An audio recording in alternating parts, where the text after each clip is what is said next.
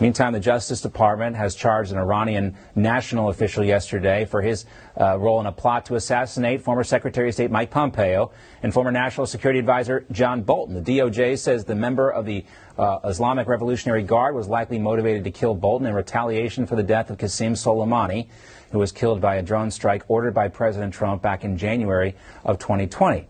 Joining us now to talk about the implications of this is the chairman for the Iranian National Congress, Amir Fakhravar. Great to have you back with us, Amir. Thank you for having me, John. All right.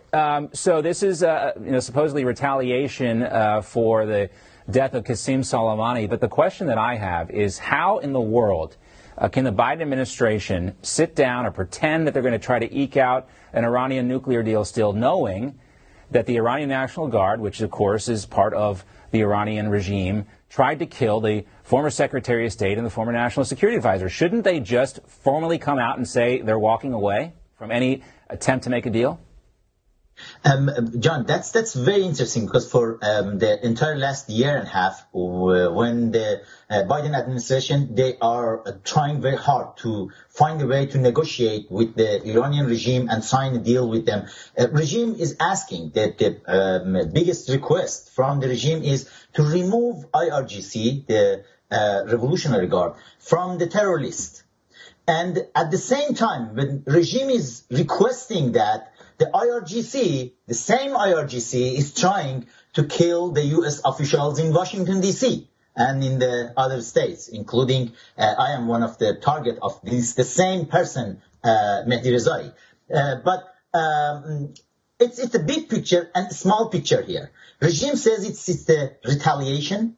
At the end of the day, IRGC, the Quds Force, they are saying that for the killing of Qasem Soleimani, which that was the best job of President Trump, if you are asking me.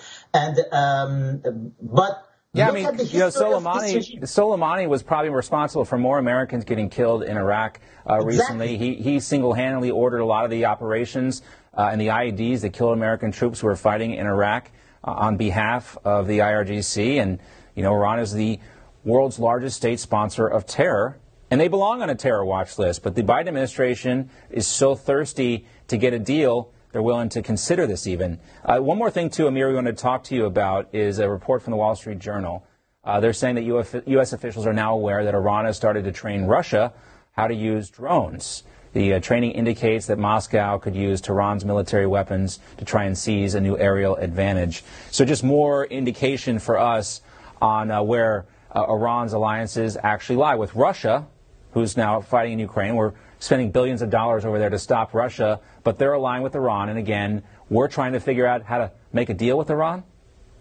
A couple of weeks ago, Vladimir Putin himself was there in Iran because he cannot go anywhere else. He was in Iran. He went to Supreme Leader's palace, and they met and they signed a contract to send hundreds of drones, the IRGC's drones, from Iran to Russia to can kill the civilians in Ukraine with it. It's looked like it was a deal signed between the two leaders, the Iranian crazy killer supreme leader and the Vladimir Putin. And it's a lot more than just being friends, cooperating with each other. They are officially helping each other. And it's not, as I checked last time, a lot of countries in the world and a lot of leaders who want to help Putin to kill easier the Ukrainian civilians. Amir Fakhravar, always great to see you. Thank you for your insight on this topic. We'll talk to you soon. Thank you for having me.